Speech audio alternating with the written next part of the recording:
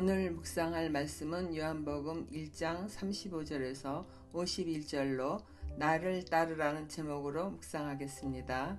첫 번째 단락 두 제자에 대해서 보겠습니다. 35절입니다. 다음날 요한이 다시 자기 제자 두 사람과 같이 서 있다가 예수께서 지나가시는 것을 보고서 보아라, 하나님의 어린 양이다 하고 말하였다. 그 두 제자는 요한이 하는 말을 듣고 예수를 따라갔다. 예수께서 돌아서서 그들이 따라오는 것을 보시고 물으셨다. 너희는 무엇을 찾고 있느냐? 그들은 랍비님 어디에 묵고 계십니까? 하고 말하였다. 랍비는 선생님이라는 말이다. 예수께서 그들에게 대답하셨다. 와서 보아라. 그들이 따라가서 예수께서 묵고 계시는 것을 보고 그날을 그와 함께 지냈다. 때는 오후 4시쯤이었다. 사도 요한은 예수님의 공생의 초기에 있었던 일들을 다른 복음서보다 더 자세하게 기록한 내용을 볼 수 있어요.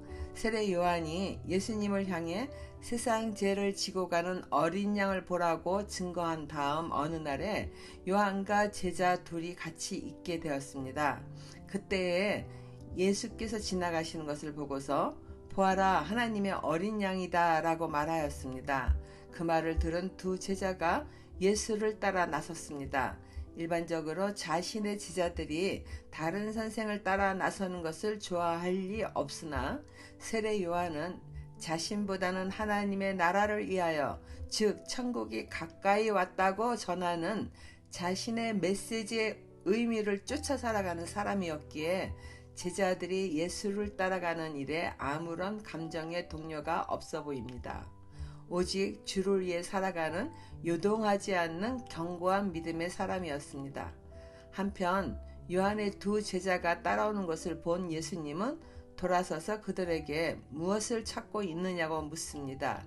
이러한 예수님의 물음은 너희가 찾고자 구하는 것이 무엇이냐는 뜻으로 예수님을 쫓아오는 동기에 대하여 확고한 생각을 갖도록 질문하신 것입니다. 한마디로 세상적인 것을 추구하여 쫓아오는 일이라면 그럴 필요가 없기에 랍비님 어디에 묵고 계십니까? 물음에 대답하기보다는 와서 보아라 라고 간단하게 예수님은 대답하십니다. 예수님은 먹고 자고 실생활을 중요하게 여기지 않는 분답게 대답하신 것입니다.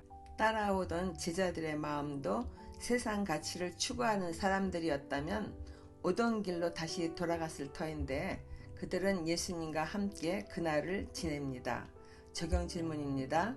나는 무엇을 구하고자 예수님을 따라가나요? 두 번째 보겠습니다. 제자들의 마음을 보시는 예수님. 요한의 말을 듣고 예수를 따라간 두 사람 가운데 한 사람은 시몬 베드로와 형제간인 안드레였다. 이 사람은 먼저 자기 형 시몬을 만나서 말하였다. 우리가 메시아를 만났어. 메시아는 그리스도라는 말이다. 그런 다음에 시몬을 예수께로 데리고 왔다. 예수께서 그를 보시고 말씀하셨다. 너는 요한의 아들 시몬이로구나. 앞으로는 너를 게바라 부르겠다. 게바는 베드로 곧 바위라는 말이다. 다음날 예수께서 갈릴리로 떠나려고 하셨다. 그때 빌립을 만나서 말씀하셨다. 나를 따라오너라. 빌립은 베세다 출신으로 안드레와 베드로와 한 고향 사람이었다. 빌립이 나다나엘을 만나서 말하였다. 모세가 율법책에 기록하였고 또 예언자들이 기록한 그분을 우리가 만났습니다. 그분은 나사렛 출신으로 요셉의 아들 예수입니다. 나다나엘이 그에게 말하였다. 나사렛에서 무슨 선한 것이 나올 수 있겠소? 빌립이 그에게 말했다. 와서 보시오. 두 제자 중 한 사람은 시몬 베드로와 형제인 안드레였습니다. 또 한 사람에 대하여 이름이 밝혀지지는 않았지만은 세례 요한의 행동을 옆에서 보고 있었던 것처럼 자세하게 기록한 필체를 보아 사도 요한이었을 것이라는 추정을 하기도 합니다. 사도 요한은 자신이 쓴 요한복음에 자기 이름을 기록한 것이 없는 정황으로 보아 그럴듯한 추정이라고 생각이 듭니다. 그리고 오늘날에도 예수님을 만나서 그분을 알게 되면은 가슴이 벅차오르는 기쁨으로 구원의 복음을 전하기를 사람들이 힘쓰잖아요. 예수님을 따라간 안드레는 제일 먼저 형 시몬을 만나서 예수님을 전합니다. 이스라엘 백성은 누구나 오실 메시아를 기다리고 있었기에 안드레는 형 시몬에게 메시아를 만났다고 전합니다. 그리고 시몬을 예수께로 데리고 왔습니다. 예수님은 시몬을 보고는 내가 요한의 아들 시몬이로구나. 앞으로는 너를 게바라고 부르겠다라고 말씀합니다. 게바는 아람어로 반석이라는 바위, 그런 의미를 갖고 있습니다. 시몬은 야곱의 자녀 12지파 중 가격한 성격의 그 시므온의 이름과 같습니다. 시므온은 노이 디나가 세겜에서 강간당하자 레위와 함께 세겜 성읍의 남자들을 모조리 죽이기도 한 가격한 성격의 사람이었잖아요. 예수님에게 제자가 되기 전 시몬 베드로 역시 성격이 급하고 충동적인 사람이었는데 예수님은 그를 처음 본 순간 이후로 너를 반석이라 부르겠다고 매우 긍정적인 축복의 말씀을 하신 것입니다. 아마 베드로는 자신의 성격에 대하여 스스로도 잘 알고 있었을 터이고 주위 사람들도 베드로의 급하고 충동적인 성격으로 굴곡이 많은 그의 성격을 잘 알고 있었을 것입니다. 그다지 주위 사람들에게 존중받을 만한 성격은 아니었던 것입니다. 그런 시몬에게 예수님이 처음 만나 하신 말씀이 반석이라 부르겠다고 하시는 거예요. 급한 성격 때문에 밖으로 드러나지 않는 베드로의 그 반석 같은 마음을 예수님은 알아보신 것입니다. 가족들도 몰라주는 시몬의 마음을 예수님은 그의 중심에 선한 것을 인해 보시고 말씀하시니 자신의 마음을 알아주는 예수님으로 인해 감동의 기쁨이 일어났을 것입니다. 이와 같이 예수님은 외부로 표출되는 우리들의 겉모습만 보고 판단하지 않으십니다. 우리 마음의 중심에 선한 것을 보시는 분이십니다. 그리고는 예수님은 갈릴리를 떠나 가려 하시는데 그때의 베드로와 안드레와 같은 고향 갈릴리 벳세다 출신인 빌립을 만납니다. 엄격히 말하면 베드로의 집은 가버나움에 있었으나 가버나움 역시 갈릴리에 속하였기에 한 고향으로 말합니다. 벳세다는 사냥이나 물고기 잡이하는 집이라는 그 지명의 뜻을 가지고 있습니다. 벳세다와 가버나움 갈릴리 지역에서 예수님은 많은 기적을 행하셨고 그곳 출신의 예수님의 제자들도 여러 명 나왔잖아요. 그러나 그 지역은 강팍하여 예수님은 그들에게 저주하시기도 했습니다. 마태복음 11장 21절에서 24절입니다. 고라시나 너에게 하가 있다. 벳세다야 너에게 하가 있다. 너희 마을들에서 행한 기적들을 두로와 시돈에서 행했더라면 그들은 벌써 굵은 베옷을 입고 죄를 쓰고서 회개하였을 것이다. 나는 너희에게 말한다. 심판날에 두로와 시돈이 너희보다 견디기 쉬울 것이다. 하가 있다. 너 가버나움아 내가 하늘에까지 치솟을 셈이냐 지옥에까지 떨어질 것이다. 너 가버나움에서 행한 기적들을 소돔에서 행하였더라면 그는 오늘날까지 남아 있을 것이다. 나는 너희에게 말한다. 심판날에 소돔 땅이 너보다 견디기 쉬울 것이다.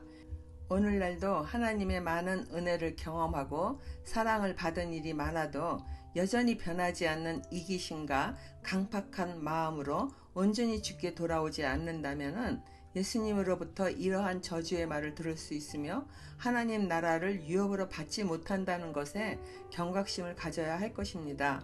한편 예수님은 헬라어 이름을 가진 빌립에게는 나를 따라오너라 말씀만 하셨는데 빌립은 이내 예수님을 따른 것을 보아 같은 고향 사람 베드로와 안드레를 신뢰하는 잘 아는 사이였거나 예수님의 모습만 보아도 자신이 따라가야 할 분이라는 것을 깨달아서 이내 순종하였거나 했던 것 같습니다.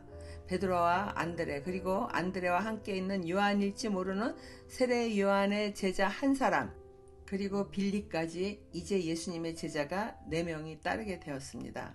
그리고 빌립은 나다나엘을 만나 안드레가 베드로에게 말하듯이 또 말합니다. 모세가 율법책에 기록하였고 또 예언자들이 기록한 그분을 우리가 만났습니다. 그분은 나사렛 출신으로 요셉의 아들 예수입니다. 그러자 나다나엘은 나사렛에서 무슨 선한 것이 나올 수 있겠느냐며 시큰둥하게 대답합니다. 빌립은 이에 뒤로 물러나거나 무시하는 말투에 주춤하지 않고 와서 보라고 자신있게 나다나엘을 이끌어옵니다. 47절 보겠습니다. 예수께서 나다나엘이 자기에게로 오는 것을 보시고 그를 두고 말씀하셨다.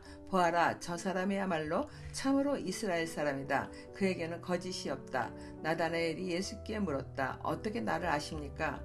예수께서 대답하셨다. 빌립이 너를 부르기 전에 내가 무화과 나무 아래에 있는 것을 내가 보았다. 나다나엘이 말하였다. 선생님은 하나님의 아들이시요 이스라엘의 왕이십니다. 예수께서 그에게 말씀하셨다. 내가 무화과 나무 아래 있을 때에 내가 너를 보았다고 해서 믿느냐? 이것보다 더 큰 일을 내가 볼 것이다. 예수께서 그에게 또 말씀하셨다.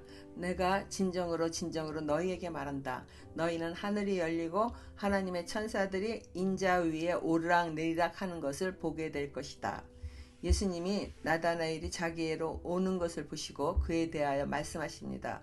보아라, 저 사람이야말로 참으로 이스라엘 사람이다. 그에게는 거짓이 없다. 자신에 대하여 이처럼 말하는 예수님에게 어떻게 나를 아십니까? 라고 나다나엘이 물으니 예수님은 빌립이 너를 부르기 전에 내가 무화과 나무 아래에 있는 것을 내가 보았다고 대답하십니다. 당시 이스라엘 사람들은 잎이 무성한 무화과 나무 아래서 율법을 교육하거나 개인적으로 하나님을 묵상하는 장소로 사용을 많이 하였다고 합니다. 나다나엘도 무화과 나무 아래서 하나님을 향하여 그의 뜻을 구하며 기도하거나 묵상하였던 것으로 보입니다. 그리고 예수님은 그것을 빌립이 나다나엘을 부르기 전에 보았다는 것입니다. 나다나엘은 선생님은 하나님의 아들이시오 이스라엘의 왕이십니다 라고 말합니다.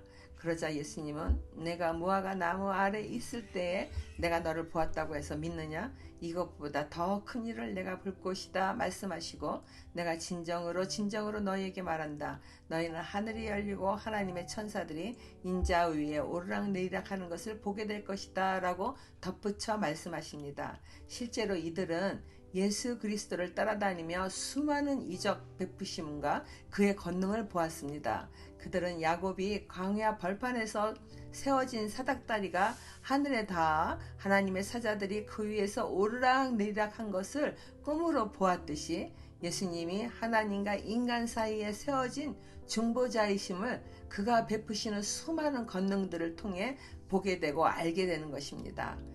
적용 질문입니다. 나보다 나를 더 잘 아시는 예수님께서 나에게 어떤 소망의 메시지를 주시나요? 나사렛에서 선한 것이 나올 수 없다는 나다나엘처럼 믿음의 지체에 대한 편견을 가지고 판단하거나 오해하고 있지는 않나요? 기도하겠습니다. 하나님 아버지, 예수님처럼 사람의 속사람의 선한 마음을 볼 수 있는 영의 눈을 열어주시기를 바랍니다. 무엇보다도 편견으로 섣부르게 남을 판단하거나 오해하는 일이 없도록 인도하여 주시길 또한 바랍니다. 예수님처럼 사람들이 복음으로 인하여 인생의 소망을 가지고 꿈을 이루어가는 것을 돕는 자가 될 수 있도록 성령 하나님께서 함께 하여 주세요. 예수님 이름으로 기도드립니다. 아멘.